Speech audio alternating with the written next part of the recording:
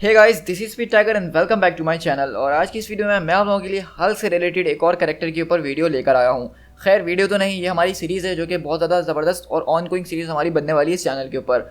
तो मैं बताता चलूँ कि आपको शी हल्क के बारे में पता होगा जो कि जेनिफर वॉल्टर्स है, जिसको हर कोई जानता है, जो कि ब्रूस बैनर की कज़न थी और वो शी हल्क बन गई थी। लेकिन आज हम जिस शी हल्क की बात कर रहे हैं ये है all new savage she Hulk, और ये हमारी नॉर्मल वाली शी हल्क से बहुत ज़्यादा अलग है। और हम जानेंगे कि असल में ये कैरेक्टर है कौन, ये आई कहाँ से। और मैं आपको बताता चलूँ कि इस कैरेक्टर को समझने के लिए आपको बहुत सारी चीज़ें हैं जो पहले समझने की ज़रूरत है, और वो मैं आपको इसी कॉमिक के अंदर स्टेप बाय स्टेप हर चीज़ समझाते रहूँगा जब जब जो चीज़ हमारे सामने आती रहेगी। तो कंफ्यूज होने की ज़रा सी भी बात नहीं है, आपको समझ में आ जाएगा कि सैवेज शी हल्क कौन है, वो यहाँ पे क्या कर रही है और उसका डार्क रेन के अंदर क्या काम है। और इसी के साथ मैं आपको बताना चाहूँगा कि जैसे कि आप समझ ही गए होंगे कि हल्क से रिलेटेड कैरेक्टर्स जो हैं वो आहिस्ता आहिस्ता करके बढ़ते ही जा रहे हैं। तो यहाँ से हल्क के कैरेक्टर्स बढ़ने की सिर्फ एक ही वजह है कि हम लोग जो हैं हल्क के रिलेटेड एक बहुत ही ज़्यादा ऑसम सीरीज़ जो है देखने वाले हैं। मतलब इसका एक क्रॉसओवर इवेंट होगा जिसमें हल्क से रिलेटेड हर एक कैरेक्टर एक साथ होंगे, और वो इवेंट बहुत ज़्यादा मज़ेदार है। तो उसी इवेंट को बिल्डअप करने के लिए ये छोटे छोटे कॉमिक्स बहुत ही ज़्यादा ज़रूरी हैं। सो गाइस, आई होप कि आपको समझ में आ गया होगा कि हम अपने चैनल पे क्या कर रहे हैं। लेकिन जो लोग मेरे चैनल पे फर्स्ट टाइम आए, मैं उसको बताना चाहूँगा कि हम लोग अपने चैनल के ऊपर एक मार्वल यूनिवर्स की टाइमलाइन को फॉलो कर रहे हैं, जिसमें हम सारे कॉमिक्स सारी टाइम्स के साथ सबको फॉलो करते हैं। अभी हमारा लास्ट इवेंट जो था सीक्रेट इन्वेजन का था, जिसको हमने तकरीबन 50 कॉमिक्स के अंदर सारी टाइम्स के साथ शेयर किया था, और साथ में वॉर ऑफ द किंग्स का इवेंट था। और इसी तरह हम अपनी टाइमलाइन के अंदर आगे बढ़ रहे हैं, जहाँ पे इस वक्त हम लोग डार्क रेन के कॉमिक्स पढ़ रहे हैं। तो मैं चाहता हूँ अगर आप मेरे चैनल का हिस्सा बनना चाहते हैं, मुझे इस प्रोजेक्ट में सपोर्ट करना चाहते हैं, तो प्लीज़ आप मेरे चैनल को सब्सक्राइब जरूर कीजिएगा। सो गाइस, चलिए बिना किसी और देरी के अब इस कॉमिक बुक सीरीज़ को स्टार्ट करते हैं।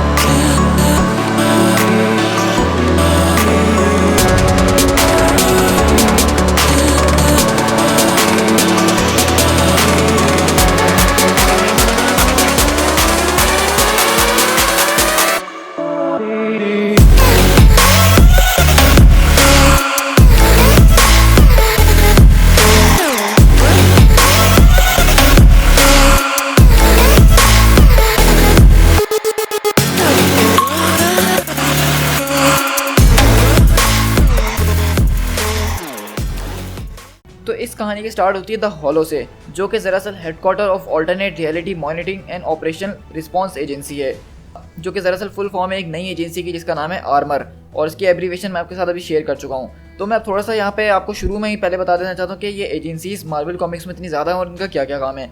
आपने हैमर का नाम सुना है, आपने शील्ड का नाम सुना है, आपने सॉर्ड का नाम सुना है, और अब ये आर्मर आप नहीं सुन रहे हैं। तो शील्ड की अगर हम बात करें तो समझ लीजिए कि दुनिया के अंदर जो कुछ भी हो रहा है उसके ऊपर शील्ड नज़र रखती है, और हैमर उसी को रिप्लेस करने के लिए बनाई गई है, जो कि अब शील्ड खत्म हो गई और हैमर उसकी जगह आ गई है। और दूसरी तरफ सॉर्ड की बात करें, जो कि सेंटिएंट वर्ल्ड ऑब्जर्वेशन सेंटर माना जाता है, तो वो दरअसल अर्थ के बाहर जो खतरे हैं, मतलब स्पेस के अंदर जो एलियंस वगैरह हमारी तरफ आ रहे हैं या उनसे हमें कोई खतरा है, तो वो उसके ऊपर ध्यान रखने के लिए बनाई गई है। और आर्मर जो एजेंसी है दरअसल बनाई गई है ऑल्टरनेट रियलिटीज से, या दूसरी फ्यूचर से कोई अगर हमारी रियलिटी में घुसने की कोशिश कर रहा है तो ये उसके ऊपर नज़र रखते हैं। तो आई होप आपको आर्मर का काम यहाँ पे समझ में आएगा क्या वो क्या कर रहे हैं। और यहाँ पे हम लोग देखते हैं कि वो अपने ऑफिस के अंदर होते हैं, और वहाँ पे उनको एजेंट बताते हैं कि हम लोग को एक बहुत ही ज़्यादा ज़बरदस्त किस्म की रीडिंग मिल रही है, और वो लोग उस रीडिंग की तरफ जाते हैं अपने एजेंट्स को टेलीपोर्ट करते हुए कि जहाँ पे वो चीज़ आ रही है हमें वहाँ पे पहुँचना होगा। और हम देखते हैं कि यहाँ पे जो है डायरेक्टर ऑफ आर्मर भी मौजूद होते हैं, जिसका नाम चार्ल्स लिटिल स्काई है, और वो अपने सारे लोगों को बोलता है कि ये जो है रियलिटी अर्थ 8009 से आ रही है, और ये टाइम और स्पेस को काउंटर करते हुए हमारी अर्थ की तरफ आ रही है। और इसकी बॉडी को देख के तो ऐसा लग रहा है कि ये प्योर रेज से बनी हुई है और ये सीधा हमारी दुनिया की तरफ आ रही है। खासकर अगर हम बात करें इसके कोऑर्डिनेट्स की, तो ये न्यूयॉर्क सेंट्रल पार्क एवेन्यू की तरफ आ रही है। तो डायरेक्टर बोलता है कि New York city, of course New York city में ही सबको आना था, इनको कोई और जगह तो मिलती नहीं है ना कहीं और आने के लिए, जो ये बीच शहर में आ जाते हैं। और इस तरह हम देखते हैं कि यहाँ पे वो सारी की सारी फोर्सेस तैयार करते हैं अपनी, क्योंकि यहाँ पे ये एजेंट्स पहुँच चुके हैं। और इस तरह हम देखते हैं कि सब वहाँ पोजीशन में खड़े होते हैं और इंतजार कर रहे होते हैं उस चीज़ का कि वो उनके सामने आए। लेकिन हम देखते हैं कि जब वो इंतजार कर रहे होते हैं तो तभी अचानक ज़मीन उनकी हिलने लग जाती है, और वो चीज़ ज़मीन फाड़ते हुए ज़मीन के नीचे से आती है। मतलब हम देखते हैं कि ज़मीन के अंदर से वो चीज़ निकलती है और सबवे ट्रेन को लेते हुए ऊपर रोड के ऊपर आती है, जहाँ पे बहुत ही ज़्यादा गजब किस्म की जो है एक तबाही फैल जाती है इस चीज़ से। और हम अगले पल देखते हैं कि हमारी इस कॉमिक बुक की हीरोइन यानी कि मेन कैरेक्टर वो एंट्री मारती है, और ये है शी हल्क, जिसका असली नाम है लायरा। और इसके बारे में हम आहिस्ता आहिस्ता करके जानेंगे ही। लेकिन हम देखते हैं कि इसके हाथ में एक वॉच होती है जो कि आर्टिफिशियल इंटेलिजेंस है, और उसको बता रही होती है कि इन सबको ख़त्म कर डालो, लॉन्ग लिव सिस्टरहुड। और इस तरह यहाँ पे हम देखते हैं कि ये सारे के सारे गार्ड्स को बहुत आसानी से जो है निपटा रही होती है, क्योंकि शी हल्क जैसा कि उसका नाम है तो उसके काम भी कुछ वैसे ही होते हैं। और वो सारे लोग उसको जो है कंट्रोल करने की कोशिश कर रहे होते हैं, उसके ऊपर फायर कर रहे होते हैं, लेकिन उसको किसी चीज़ का असर नहीं हो रहा होता और वो सबको कुचलते हुए जो है जा रही होती है। लेकिन यहाँ पे हम देखते हैं कि जो उसकी वॉच होती है दरअसल वो हमें बता रही होती है कि मिस्ट्रेस हम लोग इस टाइम में पहुँच चुके हैं और हमारे पास अब ज़्यादा वक्त नहीं है, हमें कुछ ही देर के अंदर पहुँचना होगा, वरना जो हमें मिशन पे भेजा गया है वो बेकार हो जाएगा। हमारे पास सिर्फ 5 आवर्स 53 मिनट्स 17 सेकंड्स रह गए हैं हम अपने मिशन को कंप्लीट करने के लिए। तो हम देख रहे हैं कि बेसिकली यहाँ पे लायरा जो है किसी और अर्थ से हमारी अर्थ पर आई है और इसका कोई ना कोई मिशन है, और क्या मिशन है वो हम देखेंगे। और इस तरह लायरा हम देखते हैं कि उसकी आर्टिफिशियल इंटेलिजेंस की मदद लेती है और वहाँ पे गन उठाते हुए बोलती है, क्या ये कबाड़ का जो टुकड़ा है ये मेरे किसी काम आ सकता है? तो वो बोलती है कि हाँ बिल्कुल, ये गन्स जो है इनकी बहुत ज़्यादा बेकार हैं, ये फ्यूचर में जाके इसको यूज़ करना इस्तेमाल नहीं करेंगे, लेकिन अभी मैं इसके ज़रिए आपको बता सकती हूँ। तो वहाँ पे लायरा बोलती है कि तुम्हें पता है कि इस सेंचुरी की मुझे सबसे ज़्यादा क्या चीज़ अच्छी लगती है? तो वो पूछती है कि मुझे बताइए मिस्ट्रेस, वो क्या है? तो बोलती है कि यहाँ की गैस लाइन्स। और हम देखते हैं कि वो एक गैस लाइन के ऊपर शूट करती है, जिससे न्यूयॉर्क सिटी के बीच में एक बहुत ही ज़्यादा ज़बरदस्त धमाका होता है। और आप समझ सकते हैं कि न्यूयॉर्क सिटी एक ऐसी जगह है जहाँ पर बहुत ज़्यादा लोग होते हैं और चहल पहल हर वक्त लगी रहती है। तो ये कोई छोटी मोटी बात नहीं है कि कोई और दूसरी अर्थ से आता है और आते ही न्यूयॉर्क सिटी के अंदर इतनी बड़ी तबाही मचा देता है। और आर्मर के सारे एजेंट जो वहाँ के लोग होते हैं वो सब इसी चीज़ को देख रहे होते हैं, और डायरेक्टर यहाँ पे काफ़ी ज़्यादा गुस्सा हो जाते हैं इस बात को देख के। तो उनकी दूसरी एजेंट बताती है कि सर वो गायब हो गई अचानक, हमें वो नहीं दिख रही है, लेकिन उसके थर्मल उसके ज़रिए हम उसकी बॉडी को ट्रैक कर सकते हैं, उसकी बॉडी में से काफ़ी ज़्यादा हीट जनरेट हो रही है और ऐसा लग रहा है कि वो अप टाउन नॉर्थ वेस्ट की तरफ जा रही है। तो वहीं पर वो बोलते हैं कि बस मैंने अब बहुत देख लिया, हमारा कंटिजेंसी प्लान बी शुरू करो, ये अर्थ 8009 से किसी से बात करने की कोशिश करो, ये सब हो क्या रहा है? तो बोलती है कि सर हम इसको अभी भी संभाल सकते हैं। तो बोलता है कि नहीं, मैं अब और ज़्यादा रिस्क नहीं ले सकता हूँ, वहाँ पे आम लोग मौजूद हैं, अब हमें जो है किसी स्पेशलिस्ट को वहाँ पे भेजना होगा उससे निपटने के लिए। और इस तरह हम देखते हैं कि लायरा जो है वो अपने टाइमिंग्स को देखते हुए उसकी तरफ जा रही होती है और बोलती है कि मुझसे जितनी जल्दी हो रहा है मैं उतनी तेज़ वहाँ जाने की कोशिश कर रही हूँ। उस वक्त हैरी कैरी बोलता है कि हॉलो, इस वक्त हमारे पास जो है आपका टारगेट सामने है बिल्कुल, क्या आपकी परमिशन है मुझसे इंगेज करें? तो डायरेक्टर बोलता है कि नहीं, मैं रिपीट करता हूँ कि उससे कोई इंगेज नहीं करेगा, सब उससे दूर रहो, सिर्फ उसके दूर रह कर उसको ऑब्जर्व करो कि वो जा कर रही है। और यहाँ पे हम देखते हैं कि लायरा बेसिकली अपनी कहानी अपने आप से बात करना शुरू करती है और बोलती है कि तुम एक सोल्जर हो और ये सब कुछ डैमेज जो है ये हमारे मिशन का हिस्सा है, मैं कोई विलन नहीं हूँ, मैं सिर्फ अपनी दुनिया को बचाने के लिए निकली हूँ, क्योंकि मेरे लिए बहुत सारी औरतों ने अपनी जान दी है और उनकी कुर्बानी मैं से ज़्यादा नहीं जाने दे सकती हूँ, मुझे ये करना ही होगा। और यहाँ से हम पास्ट के अंदर शिफ्ट होते हैं, यानी कि अर्थ 8009 के ऊपर। और यहाँ पर हम देखते हैं कि मैं आपको बताना चलूँ कि ये एक ऐसी अर्थ से आई है जो कि इस वक्त फ्यूचर के अंदर है, मतलब वो 22nd सेंचुरी के अंदर है। और दरअसल वहाँ पे हुआ ये है कि इस अर्थ के ऊपर दरअसल जो लेडीज़ हैं यानी औरतें हैं वो डोमिनेंट स्पीसीज़ हैं, उन्होंने मर्दों को जो है बहुत ज़्यादा अपने अंडर कंट्रोल रखा हुआ और सारी जगह हुकूमत सिर्फ औरतें करती हैं, और इसी के रिलेटेड इनको अब एक प्रॉब्लम फेस करनी पड़ गई जिसके लिए वो पास्ट में आई है। अगर आपको याद हो, टंड्रा नाम की जो एक कैरेक्टर है हल्क से रिलेटेड, जिसको हमने हल्क के कॉमिक्स में पहले देख चुके हैं, तो वो भी दरअसल इसी रियलिटी से हमारी रियलिटी के अंदर आई है। और ये दरअसल जो लड़की है लायरा, वो टंड्रा और इनक्रेडिबल हल्क की सगी बेटी है। और यहाँ से मिलागो सिटी में शिफ्ट होते हैं जो कि इनका दरअसल हेड क्वार्टर है। और यहाँ पे इन सबको जो गाइड है एक औरत करती है जो कि एक कंप्यूटर तरह की लगती है और बोलती है कि लायरा, तुम जो हमारी सिस्टरहुड के लिए बहुत ज़्यादा इंपॉर्टेंट हो, अब पूरा का पूरा सिस्टरहुड रिपब्लिक जो है वो तुम्हारे ऊपर डिपेंड करता है, क्या इस डिसीजन के लिए हम तुम पे काउंट कर सकते हैं? जब तक मेरी आखिरी सांस चल रही गायरो श्योर आप मुझ पर पूरा विश्वास कर सकती हैं। तो बोलती है वो कि हम तुमसे इससे कम कुछ एक्सपेक्ट भी नहीं करते हैं, तो अब खड़ी और मेरे साथ चलो, मुझे तुम्हें कुछ दिखाना है। मैं अपने प्रीडिसेसर से निकाल के तुम्हें अपनी नई फ्यूचर जनरेशन की तरफ ले जाना चाहती हूँ, मैं तुम्हें ये क्रेडल्स को दिखाना चाहती हूँ जिसके ज़रिए हमारा नंबर तेज़ी से बढ़ता है, लेकिन अब इसमें कुछ प्रॉब्लम आ गई है।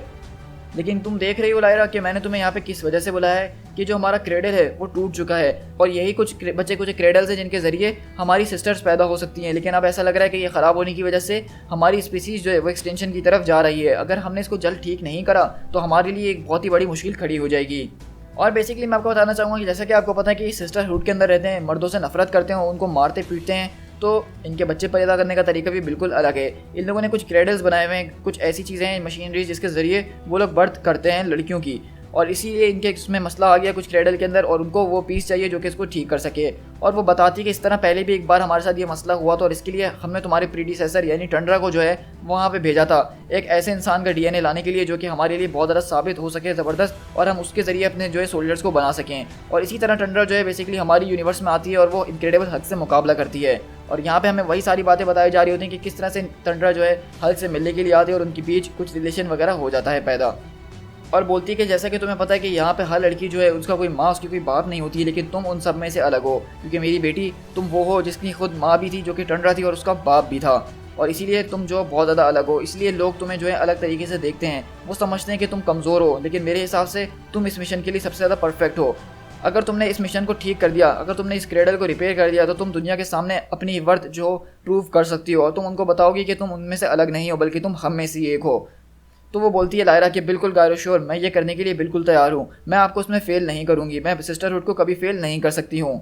तो बोलती है कि बिल्कुल मुझे इसी बात की तुमसे उम्मीद है, लेकिन मैं चाहती हूँ कि तुम इसमें जो पूरी तरह से सक्सेस हासिल करो, तो इसलिए मैं तुम्हें अपना खिलौना देती हूँ, जो कि पहले सिर्फ एक खिलौना हुआ करता था, लेकिन हमारे लोगों ने इसको रिवर्स इंजीनियर करके एक एआई के अंदर बदल दिया है और इसके अंदर काफ़ी ज़्यादा नॉलेज है, जो कि मिलागो की हर एक कलेक्टिव नॉलेज इसके अंदर मौजूद है। और इसका प्रोग्राम ऐसा किया गया है कि ये तुम्हारा साथ हमेशा देगी और तुम्हें गाइड करती रहेगी तुम्हारे मिशन में, कि बॉडी का सिर्फ तुम्हें सर्व करने के लिए जीती है मिस्ट्रेस। और इस तरह वहाँ पे वो बोलती है कि मेरे ख्याल से तुम्हें अपने साथ कुछ वॉरियर्स को ले जाना चाहिए, और ताकि तुम एक स्ट्राइक फोर्स असेंबल कर सको, तुम्हें ये काम जल्द से जल्द करना होगा। तुम्हारे पास 10 दिन से भी कम रह गए हैं उस गेटवे तक पहुँचने के लिए। और इसी तरह हम देखते हैं कि वो अपने क्रेडल के ऊपर हाथ रखती है और हम देखते हैं कि वो क्रेडल्स जो बने हुए हैं वो दरअसल ऑस्कॉर्प की टेक्नोलॉजी से बने हुए हैं, यानी कि नॉर्मन ऑसबॉर्न की टेक्नोलॉजी से। और इसी तरह बताती है कि मैंने अपने कुछ साथियों को जमा करा और मैं अपने मिशन पे निकल गई उस चीज़ को लेने के लिए जिसके ज़रिए हमारा फ्यूचर सिक्योर हो सकता था, और वो चीज़ को हासिल करने के लिए हमें मैंस के लैंड में घुसना था, वो चीज़ वहीं पे मौजूद थी। और इस तरह वो बताती है कि किस तरह से इस यूनिवर्स के अंदर चीज़ें हुई हैं, मतलब किस तरह से यहाँ पहले फीमेल्स कम हुआ करती थी, मेल ज़्यादा हुआ करते थे, लेकिन अब फीमेल जो है वो डोमिनेंट स्पीसीज़ हैं इस अर्थ के ऊपर और वो उस तरह से अपना राज चलाती हैं। और यहाँ पे वो अपनी पूरी कहानी सुना रही होती है कि किस तरह से वो सिस्टरहुड को लीड करती है, वो किस तरह से यहाँ पे लोगों को लेके चलती है। लेकिन यहीं से हम लोग शिफ्ट होते हैं प्रेजेंट के अंदर, यानी कि लायरा जहाँ भी मौजूद है, और हम देखते हैं कि वो गेट तोड़ते हुए यहाँ पे पहुँचती है दरअसल एवेंजर्स के मेंशन के ऊपर। और वो बोलती है कि ब्रोडी का ये कैसे हो सकता है, तुमने तो मुझे यही कोऑर्डिनेट्स बताए थे ना, 895th एवेन्यू, मेरे कोऑर्डिनेट्स के मुताबिक ये वही जगह है, मेरे कोऑर्डिनेट्स कभी ख़राब नहीं हो सकते हैं, ये तो हिस्टोरिकल रिकॉर्ड है एवेंजर्स मेंशन का। तो बोलती कि हाँ वो तो तुम्हारी बात ठीक है, लेकिन मैं यहाँ पे जो देख रही हूँ यहाँ पे सब कुछ बर्बाद हो चुका है। तो मतलब यहाँ पे हम देख रहे हैं कि इसको बताया गया था कि इसको एवेंजर्स मेंशन जाना है, लेकिन हमें पता है कि एवेंजर्स अब डिसमेंटल हो चुके हैं और वो लोग यहाँ पे नहीं रहते हैं। और वो यहाँ पे हल्का स्टैचू देखती है और वो समझ जाती है। अब बॉडी का बोलती है कि ये आपने सच कहा, यहाँ पे तो कुछ भी मौजूद नहीं है, शायद मुझसे बहुत बड़ी गलती हो गई है, अब हमारा पूरा का पूरा सिस्टरहुड फेल हो जाएगा, मुझसे बहुत बड़ी गलती हो गई है, इसकी पनिशमेंट के तौर पे आप चाहें तो मुझे शट डाउन कर दीजिए, मेरी मेमोरीज मिटा दीजिए। लेकिन वो बोलती है कि तुम बस जरा खामोश रहो। और वो ऊपर की तरफ देखती है और वहाँ से देखती है कि हेलीकैरियर वाले जो इसके ऊपर नज़र रख रहे होते हैं, और वो बोलते हैं हेलीकैरियर वाले के टारगेट जो है वो एवेंजर्स मेंशन में आके रुक गया है और वो कुछ सोच रहा है। तो लायरा बोलती है कि हर एक मिशन के अंदर जो है फील्ड की इंटेलिजेंस जानना बहुत ज़्यादा ज़रूरी होती है। और इसी तरह हम देखते हैं कि हेलीकैरियर के अंदर से वो अचानक देख रहा होता है वो गायब हो जाती है। तो बोलता है कि ज़रा एक मिनट, वो गई तो कहाँ गई। और हम देखते हैं कि लायरा अगले पल उछलते हुए हेलीकैरियर के अंदर घुसती है और उसमें से एक एजेंट को लेकर बाहर निकलती है, और दरअसल वो पूरा का पूरा हेलीकैरियर एक ही दफ़ा में तबाह कर देती है और एजेंट को लेकर ज़मीन पर लैंड करती है और उससे पूछती है कि तुम कौन हो। तुम मैं आर्मर के एजेंट हूँ, क्लास एल फोर्स अलेक्जेंडर, मेरा सीरियल नंबर है H817, तुम जो चाहोगे पूछना मैं तुम्हें सब बताऊंगा, प्लीज़ मुझे मारना नहीं। तो बोलती है कि तुम ज़रा खामोश हो जाओ। तो उसकी वॉच बोलती है कि साइलेंस मैन डॉग, तुम्हें पता नहीं है कि तुम इस वक्त किससे बात कर रहे हो। तो बोलता है कि क्या तुम अपनी वॉच को बोलोगी कि प्लीज़ मुझ पर चिल्लाना बंद करे। तो वो बोलती है कि ब्रॉडी का ज़रा खामोश हो जाओ, अगर तुमने मेरे सारे सवालों का जवाब अच्छी तरह और सच्चाई से दे दिया तो मैं तुम्हें जान से नहीं मारूंगी। क्या तुम इस बारे में जानते हो कि यहाँ पे एवेंजर्स कौन है और उनसे कहाँ मैं मिल सकती हूँ? तुम्हारा मतलब है कि उनका हेडक्वार्टर कहाँ है? इस बारे में तो हर कोई जानता है, ये तो हर एक टूरिस्ट गाइड बुक के अंदर मौजूद है। वो लोग एवेंजर्स टावर के अंदर रहते हैं जो कि कोलंबस सर्कल के पास है, उस पार्क के बाहर। वो एक बहुत बड़ी सी बिल्डिंग है जिसके ऊपर सेंट्री जैसी कोई चीज़ लगी हुई है। तो बोलती कि सेंट्री जैसी चीज़ वो क्या होता है? तो बोलता है कि तुम उन्हीं से जाके पता कर लो ना, तुम मुझसे क्यों पूछ रही हो? तुम्हें मुझसे आखिरकार चाहिए क्या, और तुम्हें उनसे आखिरकार ऐसा चाहिए क्या जो तुम्हें उनकी तलाश है? तो मैं यहाँ पे तलाश में आई हूँ एक ऐसे इंसान की जो कि इस एरा का सबसे ज़्यादा ग्रेटेस्ट हीरो माना जाता है। तो वो घड़ी बोलती है क्या अब हम इसको मार दें जान से, क्योंकि इसने तो हमें सब कुछ बता दिया है। तो वो एजेंट बोलता है कि तुमसे जो करना है तुम वो कर लो। लेकिन लायरा बोलती है कि नहीं नहीं एलेक्स, ये मेरे साथ चलेगा, हो सकता है कि मुझे कुछ और ज़रूरत पड़ जाए इसकी, तो फिर मैं क्या करूँगी। और इस तरह वो वहाँ से अपने मिशन के लिए आगे बढ़ती है।